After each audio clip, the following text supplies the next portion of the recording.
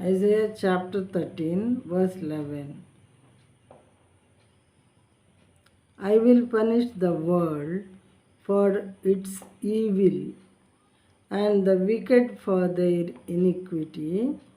I will put an end to the pomp of the arrogant and lay low the pompous pride of the ruthless.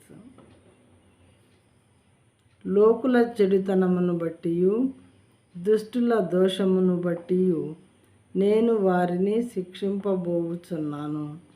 అహంకారుల అతిశయమును మాన్పించేదను, బలాత్కారుల గర్వమును అణచివేసేదను అని దేవుడు చెప్పుచున్నారు.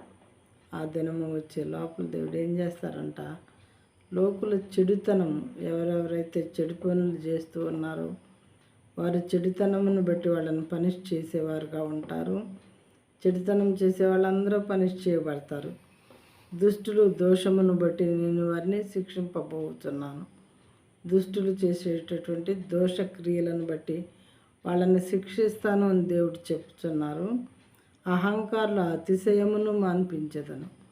చాలామంది బహు అహంకారంగా ఉంటారు. వాళ్ళ అతిశయ క్రియలన్నీ కూడా నేను మాన్పించేస్తాను.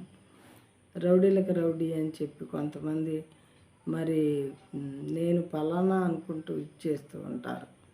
అయితే అలాంటి వాళ్ళకి కూడా దేవుడు ఏం చేస్తూ ఉంటారంటే, అహంకారుల అతిశయమును నేను మాన్పించేదను, బలాత్కారుల గర్వమును అణచివేసేదను.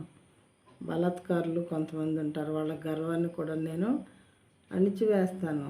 I know how to do it, I'm your creator అని దేవుడు చెప్పుతూ ఉన్నారు ప్రియమైన వారలారా.